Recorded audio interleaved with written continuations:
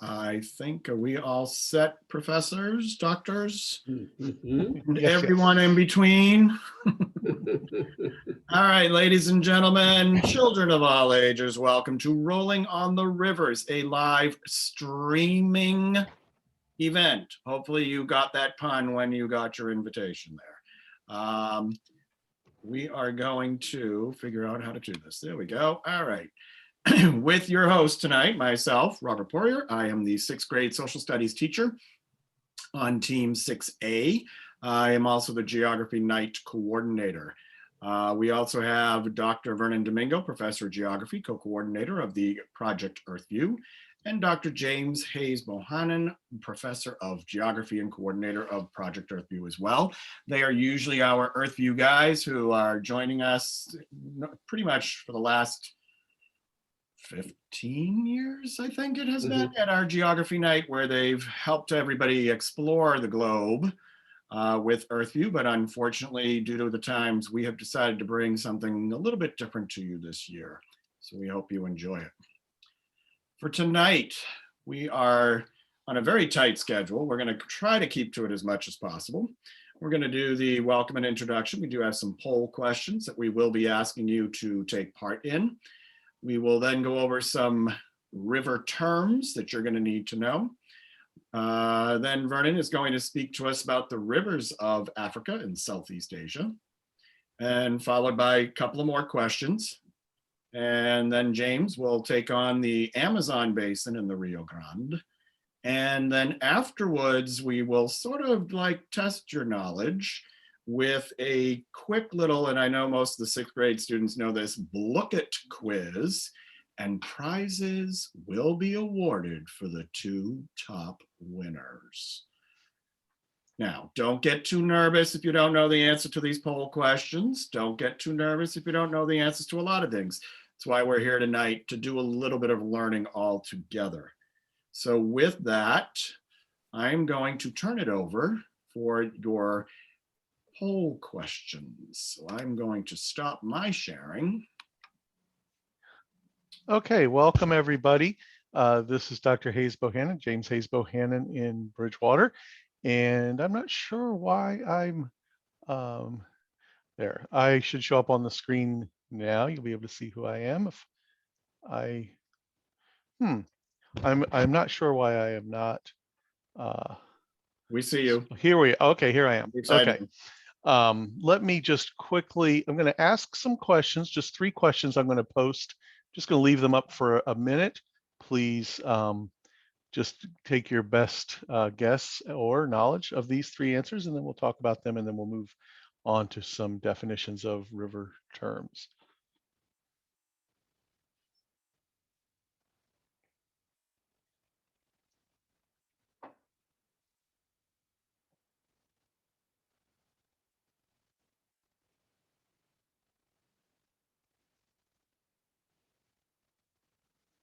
And so you should have some multiple choice questions on your screen. There are a total of 3 questions with few possible answers to each one.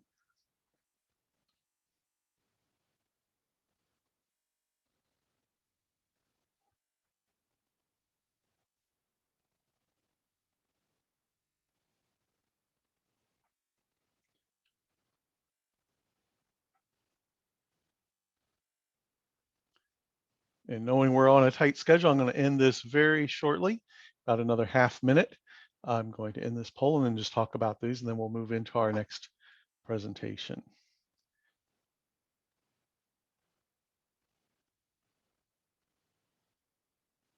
And we'll see a percentage of what people have guessed. Okay, I have just over 1 minute here, so I'm going to go ahead and end this and show you what we found. So, how far upstream along the Mississippi River do the continuous walls of engineered levees appear on top of the natural levees? I'm studying French now. Levee just means elevated in French. There are natural levees along major rivers, and then we have built on top of them for flood control. And New Orleans is the winning answer this evening, but it is not the correct answer. This, believe it or not, we have engineered the Mississippi River all the way from the Gulf of Mexico to St. Louis, Missouri. It's 1,000 miles of walls on each side. Flod, and I'm probably saying that incorrectly.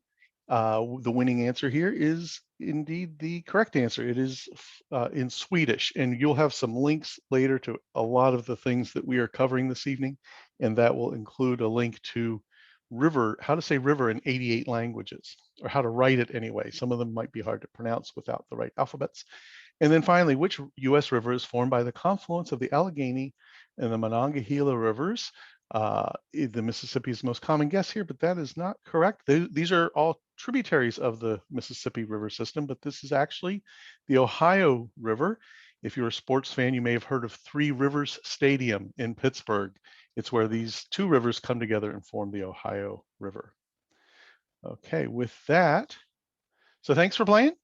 And I just realized I put the wrong thing first. Let me share with you something Dr. Domingo and I need to unmute Dr. Domingo, or ask him to unmute. He and I are going to do some, talk about some terminology here with you.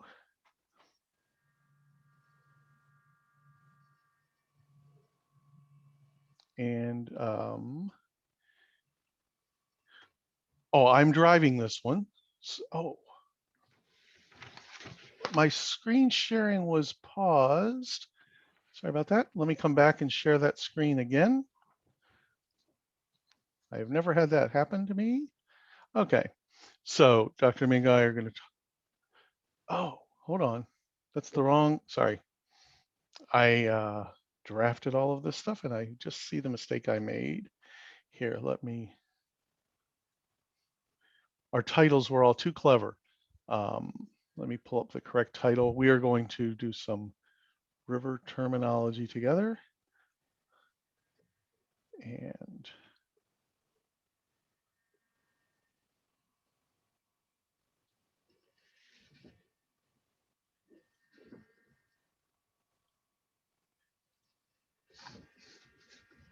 having a little Zoom moment here.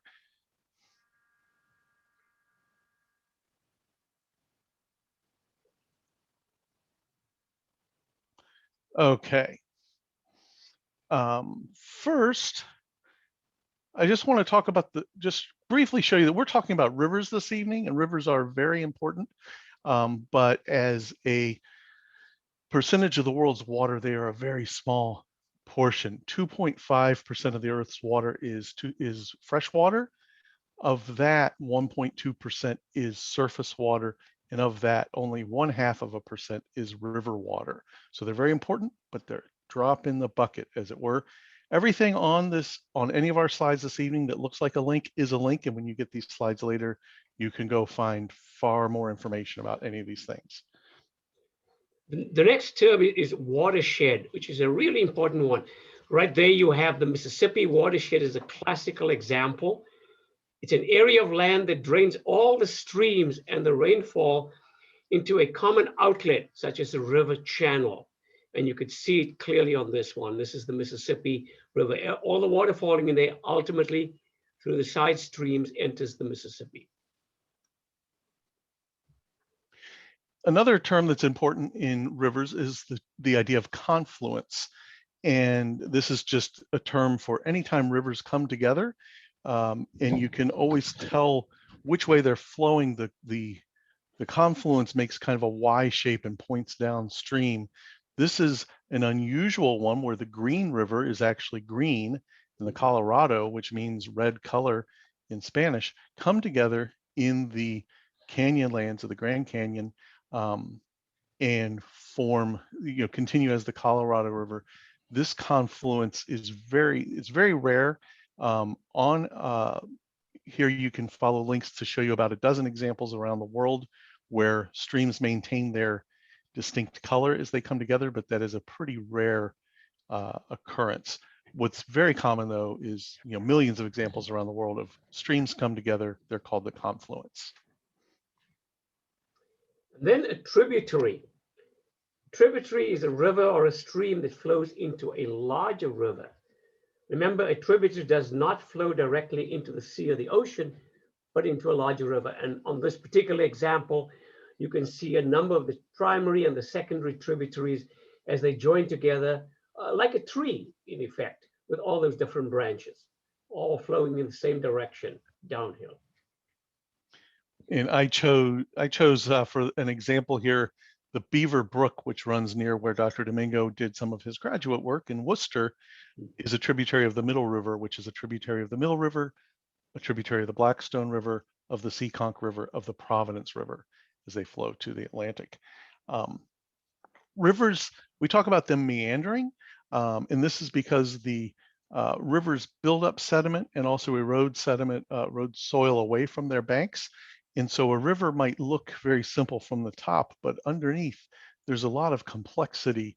In some areas, they are relatively symmetrical, but when you get to the bends of a river, the outside of the bend is much deeper. That's called a pool.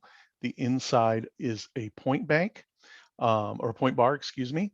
And in between these pools, we have riffles. And so if you've done any kayaking, canoeing, etc., you go bank to bank in order to follow the deepest path. And this is called the Talweg. It's a German term. When I was in Costa Rica last year, right before the pandemic closed things down, I was in Costa Rica with students, and we had to follow the Talweg on this river because the water level was quite low. And we had some indigenous Bribri people taking us to their village. And we kept passing in and out between Costa Rica and Panama because the international border was down the center of the river. And if you click Talweg Adventure, you can see photos of that outing. The divide here shows a division between different regions of rivers and shows their basins very clearly. And so you can see that divide sometimes on the continental basis, as you can see in North America very clearly, and sometimes in a regional basis as well, being either a continental larger or a lower level within those larger systems as well. Yes. In the United States, when people say the continental divide, they're usually referring to this line through the Rockies that separates Atlantic and Pacific. But even at this scale, you can see there's also a separate Gulf of Mexico, Arctic Ocean, et cetera, et cetera. And as Dr. Domingo said, of course, there are lower orders. I want to mention that there are wild and scenic rivers around the United States. We have designated through the National Park Service and through Congress a number of rivers that have either historic significance or natural beauty, or they are in wilderness areas. And this is a system. The first river, first stretch of a river to get named to the system was in 1968, the Middle Fork of the Clearwater River in Idaho. But there are river systems in all 50 states, including the Taunton River as it runs past the town of Bridgewater. And our geography department has a number of people who have been involved in naming that the Taunton River is a wild and scenic river, and we're working on some programs there. And I have a link to the main page of the National Wild and Scenic Rivers System. And also, if you noticed as we clicked through here while we were talking, we also had some quotes, some aphorisms about rivers. Those all come from the Wild and Scenic River page. There are a few dozen kind of philosophical points about rivers that are on that site. And then, of course, a river mouth. A river mouth is the place where the river really enters a lake or an ocean. And so when we think of river mouths, they can take various forms.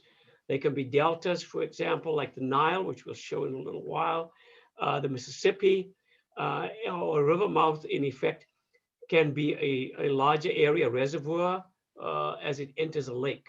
So it takes many forms where the river enters a larger body of water, lake or ocean. And this is your most local example, the mouth of the river that flows just north of your school. An estuary is a special area at the mouth of the river in which sea level has risen to create a body of salt or a mix between salt and fresh water.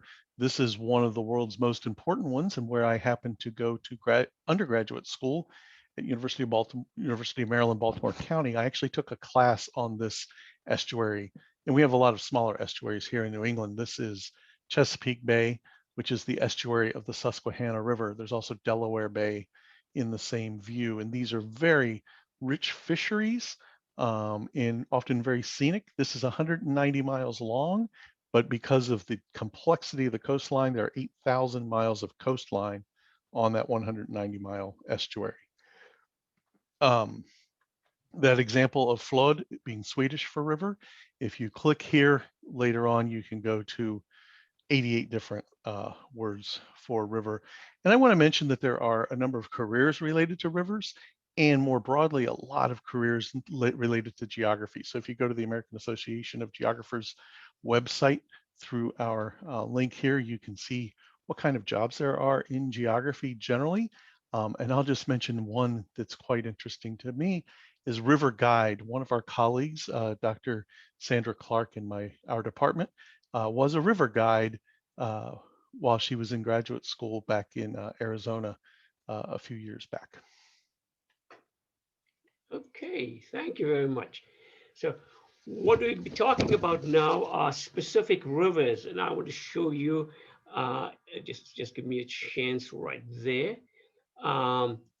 If I can show it up there. Does everyone see my slides set right there? Okay, just see view from beginning. Can everyone see the river, the major rivers slide I've got up? Thank you.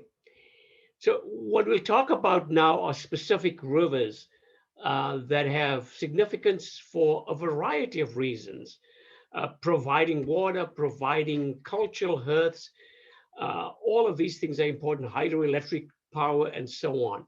And so I thought I'd show here some of the major rivers that you have, and we'll talk about some of them in some detail so we can get some understanding. And obviously these are the major ones. There are many, many smaller ones that you can see. Of course, all rivers are special, especially for those people living in those regions. For me, of course, then, as a geographer, some are more interesting than others. And so I want to focus on the Nile, particularly in Africa, and the Mekong in Southeast Asia. And this map shows, I do there, okay. This map shows us here the Nile. I'm just trying to drop that off. One of the largest, the longest river in the world, and you can see its length. It starts near the equator, in fact, and flows for about 3,000 miles. It's an excessively long river.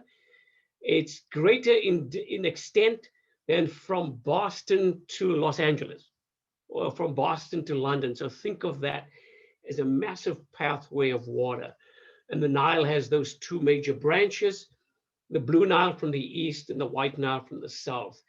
So it's a really, really important river, and culturally and in terms of history for humankind, as we'll show. This is what's called the basin. Remember, we talked about this earlier. The area where the river really affects populations. All the water, in effect, falling in that area ultimately will end up in the Nile. And remember, rivers flow downhill. And so they're flowing from the southern part here, as you can see, Uganda in the south, northwards, ultimately towards Egypt and towards the Mediterranean Sea. So think of that as the basin with all of those different countries involved. The Nile has been disputed in terms of what's referred to as ownership, because under the British colonial system, the British colonizers had control of Egypt. They actually, by treaty, gave Egypt more than 80% of all the water in the Nile. And that causes some real concern for the downstream countries. And so you can read up more about it as the other countries really want to get their share of the Nile, and they don't believe that was a fair system for them. This is an interesting way of looking at the world. You've seen maps of the world called the Earth at Night. In effect, looking at the Earth as if populations were represented by these lighted areas.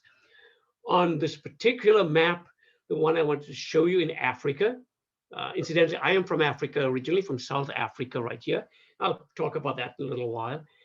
We saw the Nile starting over here, but look at as it encroaches on the Mediterranean, the larger area of lighting indicating much more population and human activity taking place in that area. That's a closer-up map here, and we can see the Nile as it snakes towards the Mediterranean and enters the delta area, Delta is the area where the Nile separates into different branches and goes in different directions, ultimately ending to the ocean. That delta, you can see it on this particular one right here, is, as you can see, compared to the desert that surrounds it, a particularly fertile region. And that's because of the Nile and with all its distributaries, those that flow out of the main stream. They bring a lot of potential for agriculture, for human occupation of the land. And that's why it conforms with the picture on the left with all that lit up area. So it's a really an important way to think about that. The Nile also, and the delta of the Nile, is particularly important for us today. It's in that delta that early civilization in Egypt arose, and that civilization gave us paper. And so when we think of paper, it actually got developed here from the plant called papyrus. And there's a fancy store right now called Papyrus. I actually have some papyrus on my desk. You can buy it online. And that was the original writing paper. So here we see rivers influencing not just the immediate populations, but history and their populations forever onward. So it's a really an important way of thinking about that. This next slide, I think, will bring back memories of the news that you've seen recently, where the Ever Given, this huge transportation system, the ship that contains hundreds of container boxes that carry goods to you and me and to the stores. You're generally coming lastly from Asia. The X shows where it left the broader Red Sea, entering into the area closer to the Nile, and where that ship actually got stuck. And we saw that in the last few days. So it's a really interesting juxtaposition of transportation worldwide with the commodities that you and I buy that actually pass through this area. So I think it's just a fascinating way of looking at it. The Nile, of course, is a particularly important, when I jump back there, I don't know what happened there, okay? I just want to share some of you can see this dhow on the Nile here in a very desert environment. And yet the river provides a lifeline with fresh water, with fish, and provides occupations for people along the Nile. Some of the facts that we have, the longest river in the world. The source of rivers are always disputed.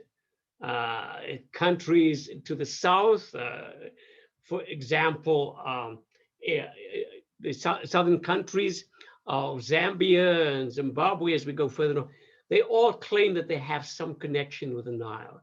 And so it's hard to pinpoint one exact place.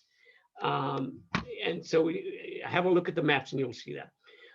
The major tributaries we mentioned, the name of the Nile, it's somewhat in effect referred to as the Nilitic region. And so people refer to that in various ways. It's played a role in the pyramids and civilizations that have led up to ours today. In the southern area, there are crocodiles and pretty active.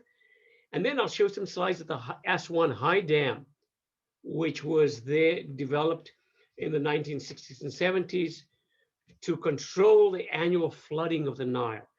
As rainfall increases in the south, that water moves towards the north. And then, of course, the ancient god of the Nile referred to here as Happy. So you can see that most of the Egypt's population lives in the Nile basin. And that's a really interesting way of thinking about it. As it enters the Mediterranean, it's like a lotus flower opening up, if you will. So that's a really interesting way of thinking about this beautiful, gorgeous river. Again, you can see some of the papyrus we mentioned there growing next to the desert. The Nile, clearly transportation, irrigation, agriculture, all of those being part of the Nile. The Nile also has been in the news for building dams. In Egypt, a very dry area, they have built what's called the Aswan High Dam. They've added to the Aswan Dam, that's why it's called the high one. And on this map, you can see where it's located towards the southern end of Egypt. And you can see where it's created a large lake called Lake Nasser after a former president of the country itself. And so dams are built on rivers with many consequences, some positive and some not so positive. The benefits, of course, is that there are immediate irrigation and electricity possibilities that are developed on this river. And you can see some of that here. This would not have happened if the Nile River hadn't provided fresh water. Another scene of that, again, outside Cairo, the capital, and you can see the impact of water, which here in Massachusetts we take for granted. But we get about 42 inches of precipitation, rain and snow together, and in this region under 5 inches. So you can see the significance of the Nile. There are some problems, of course, attached to building dams. And one of these illustrated here, siltation, the buildup of sand and materials that are carried by the Nile and caught up in the dams become significant. That annual flooding of the Nile really has been curtailed largely. And so the soil has to be replenished, sometimes artificially. And lots of erosion can take place around dams like this. So think of that as a mixed bag, and countries have to make decisions on that, very hard decisions. Papyrus, I mentioned again, in that, so whenever you think of writing on the sheet of paper, think of the Nile. Think of how this developed here, which led ultimately to us using paper on a daily basis. And that's the papyrus plant right there. Vernon, you're down to 5 minutes. Okay. And there's, of course, papyrus here is, that's the paper, and I want to show. The other end of Africa is, I just wanted to mention the city that I'm from in South Africa, Port Elizabeth. The river that's flowed through there, the Barkens River, is now been renamed after Nelson Mandela came as a Klebera, and you can see it right there. One of the problems it illustrates is when you start channeling rivers, it can lead to large problems of flooding, really important. So again, we're talking about rivers that can give benefits, but also problems. The second river, the last one I'll be talking about, is the Mekong River in Southeast Asia. And it's a really important river. You can see some of the others there, the Indus and the Yangtze. But the Mekong, you see it in the blue in the southeast corner, is important for our purposes right now. As you can see here, the Mekong flows through a number of countries, from China southward, entering the sea in Vietnam, near Ho Chi Minh City. I've actually been on that river in the area right there in Siem Reap in Cambodia. Just a beautiful set of sceneries right there, providing irrigation for the populations there.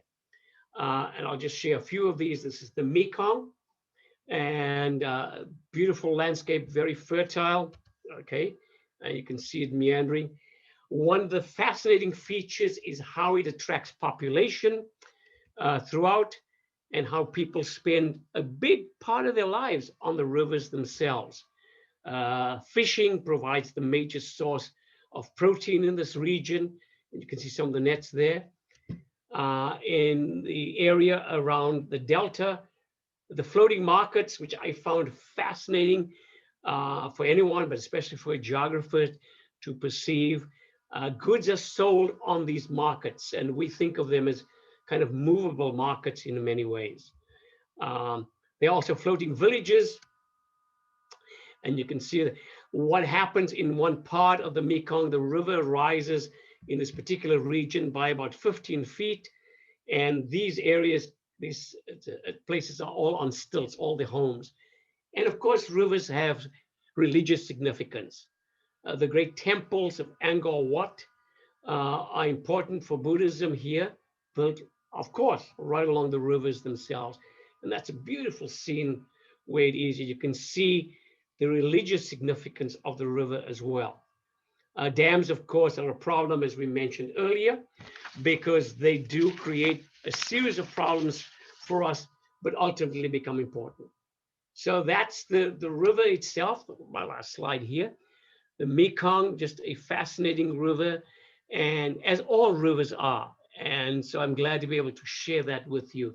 So think about rivers and think about which ones are your favorite ones in terms of what they do for the populations and the value they give to the environment. Thank you very much, Mr. Poirier. Well done. You still had a minute left. Oh, I was hoping there.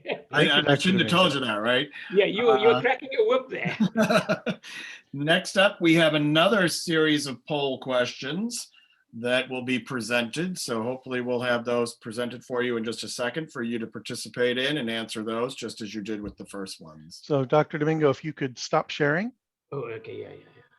Okay, there you go. We always encourage people to share, but then sometimes we have to ask them to stop sharing. So I'm not sure what I need to do to get the view back to myself. I'll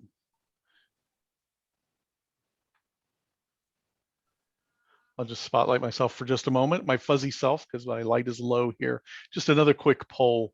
Oh, by the way, while I'm highlighted, how do you like my shirt? Geografía or Geografía, my Spanish-French geography shirt. Okay, I am going to do another quick poll. We will just have a minute or so on river poll number 2.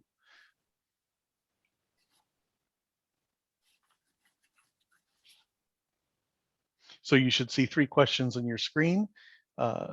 Choose an answer to each, please. And then we'll see how we do.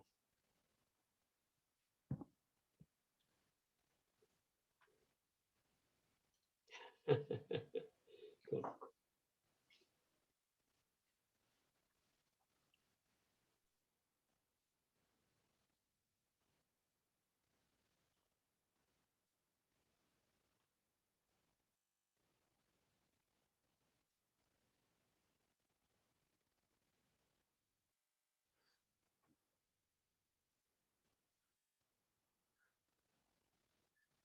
Okay, most people have answered. I'll give it another little bit.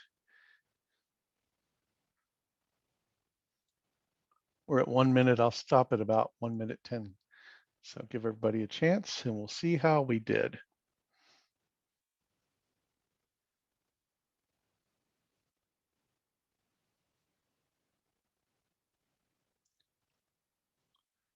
Okay, just about everybody got in there. So let me show you what we had. And in this case, I spoiler alert, I will tell you that the popular answers were the correct answers in each case.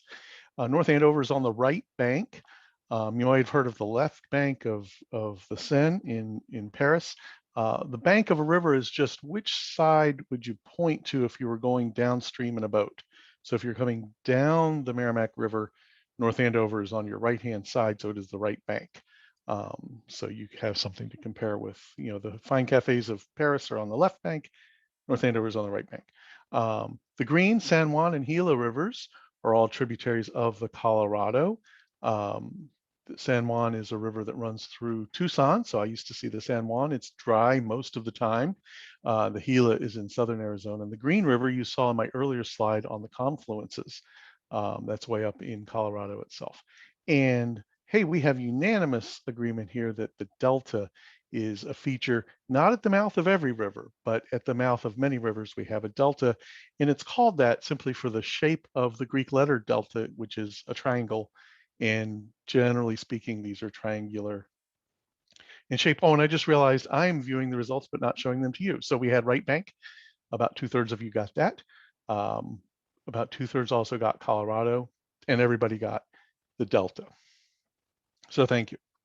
And we are going to get ahead of schedule now. I'll put us behind schedule by saying one thing.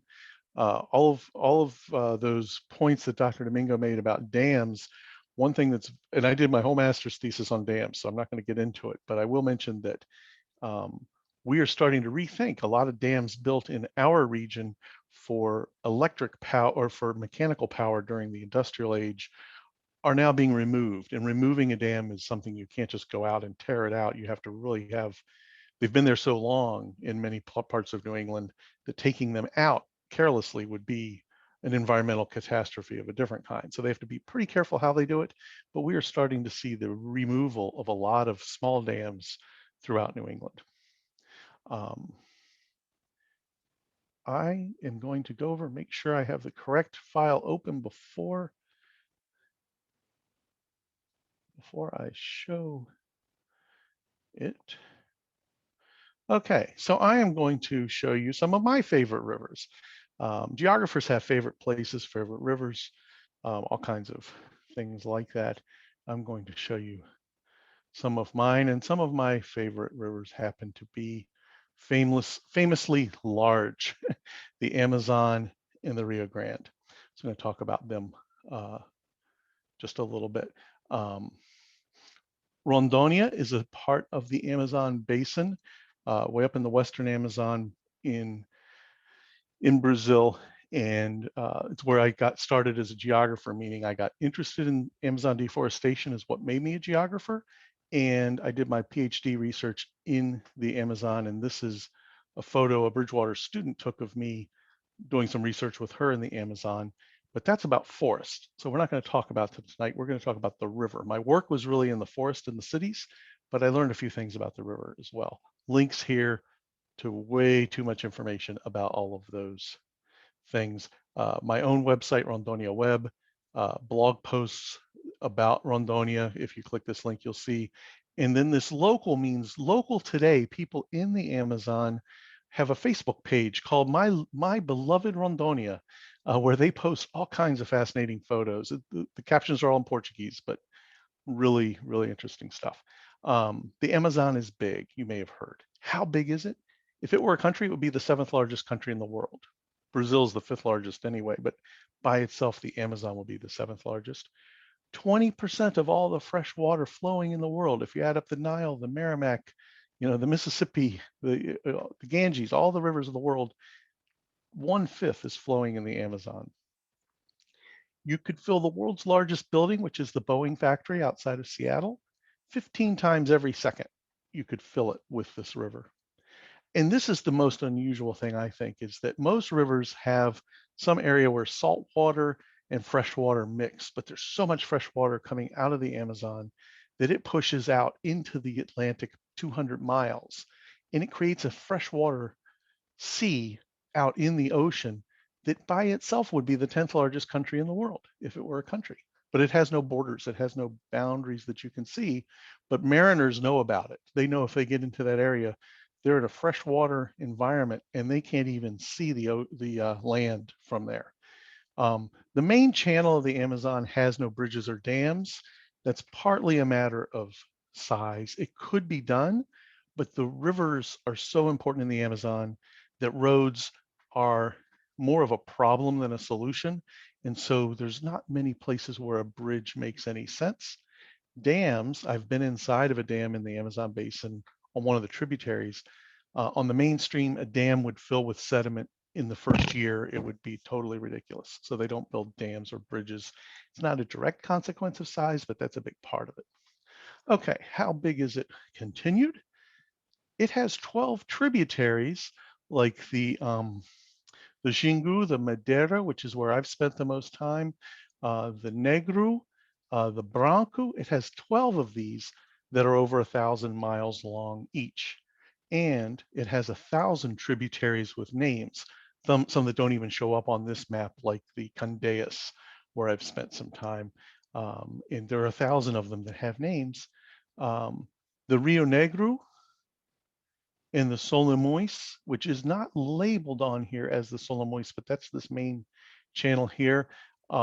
They come together. And the Negro, though, what I was gonna say about the Negro is if you go up the Negro, it is so wet that you can follow the Negro tributaries and then follow down the tributaries of the Orinoco. Very few places in the world where you can go up one major river and down another. It means it's raining and wet and there's a channel on the divide. That's kind of against the definition of a divide, but it's very wet in this part of the world. One of the tributaries is the Urubamba in Peru. It's a tributary of the Ucayali, and I'm going to talk a little bit about that. The Urubamba is if you're at the base of Machu Picchu. Up here is Machu Picchu. The reason people take all their pictures at this spot in front of Machu Picchu, it is such a cool spot for a picture. But if you come down the trail you're at the Urubamba River. And if you follow the tributary of the Urubamba River, you eventually get to the Solimois. The Urubamba up there where we were is almost like a vanilla milkshake. It is so full of sediment. By the time it gets down to the Solimois, it looks like creamy coffee. The Rio Negro comes in and it looks like black tea because it's flowing slowly through forest only. There's no mountainous part of it. It's low and slow, and it just picks up tannic acids, just like dark tea. The result is the wetting of the waters. Here is that river coming, all of those rivers from Peru, coming in down the Solimois, and the Negro coming in from Venezuela, and they mix and they stay together for 30 miles. Wetting of the waters is what this is called. It's pretty fascinating, and if you click through from there, I have a link to a video showing a teacher swimming around in that mix and telling about how deep it is there. I've seen this. Dr. Domingo and I have both seen this from Manaus. It is fascinating. It's much deeper than I thought it was. It's maybe 1,000 feet deep or something crazy like that. Bet you can't name them all. This song doesn't name them all, but there's this great song that's now Rio Mais, which means no more rivers, but also no more smiling. And it's a play on words in Portuguese. This Renata Teixeira and Shanghai sing this song. Click here, you'll hear a video, you'll see a video here, audio of this. Amazóis é o negro, solemos ver e encontrar means the Amazon and the Negro come together. You will see the Solimois enter, and they go on, and it's kind of a joke of a song. And you'll if you listen to this, even if you don't speak Portuguese, you will find it, I think, pretty interesting. A couple of movies about the Amazon I recommend, but these are grown-up movies. They're in German and Portuguese. The Aguirre, The Wrath of God, is about the continental divide, the tributaries, and the mouth, a quest to reach the mouth of the river, based on a historic figure. And Fitzcarraldo is about trying to take a big boat over the divide in the Amazon. And it touches on the aviamento system, which is the system of rubber collection that fuels the wealth in the city of Manaus. And they actually built an opera house in Milan, Italy, and brought it to the rainforest in this film, 1982 film with Klaus Kinski, talks about that quite a bit. The people who live on the river are called Ribeirinhos, meaning the river people, or Caboclos, which means they are a mix of Portuguese, African, and indigenous descent. And many of them make their living from rubber tapping. And there's a whole system of boats going up and down the river, bringing tools, weapons, pots, pans, anything a settler might need, machetes, and trading them for the rubber. These are big balls of rubber. The rubber floats and it would be towed behind a boat. The Discovery Channel has an excellent documentary about Brazil in general that focuses, one part of it is about this particular boat and the man who runs it up and down the Amazon. That thing that looks like a pink dolphin is a pink dolphin. There are freshwater manatees and dolphins living in the Amazon system as far up as Porto Velho. I have seen both in Porto Velho. I never saw one jump clean out of the water like this. I found it on the Rondônia Facebook page. The part of Rondônia where I was became developed because there were rapids on the river that made navigation impossible. And they wanted to get farther upstream to keep getting to that rubber. So around 110 years ago, 1910, they built a railroad there. This is a ship bringing coal and supplies to the railroad. You can see it's a very harsh environment. This is the pier. They kept getting eroded away, flooded out. The river varies greatly in height. I've seen this river 20 feet higher than that and 10 feet lower. Where there are roads, it's difficult to build a bridge. So this is not my photo, but I have been on a barge very much like this, only I was in a big city, like a big intercity bus, like a Greyhound style bus, fit on a barge like this to cross one of the smaller rivers, not the Amazon itself. One of the problems in the Amazon throughout the basin is the mining for gold. These mountain streams bring minerals, people mine for them, and they set up mining camps in the river. The problem is they use mercury to separate out the gold. The mercury gets into the fish, and the bigger the fish, the more concentrated the mercury is. And this is a huge problem for people in general in the region, but especially the miners, because what else are they going to eat? They're not growing tomatoes or lettuce over here. to eat. They're not raising cattle. They're eating entirely the fish that are being polluted by their mining. So this is a really difficult problem in the region. I want to mention Obidos. Old school Amazon.com users would see the word Obidos in the web address. This is not being used anymore, but it still exists. It was the name of a computer that when they started the Amazon company, they called it Amazon just because they wanted something big. Bezos was looking in the dictionary, started with A until he got to the first word he saw for something really big. He said, oh yeah, the Amazon. And then he named 5-minute warning. Oh, okay, good. Thank you. So the very first book I bought on Amazon.com was a book about the Amazon by John Browder and Brian Godfrey.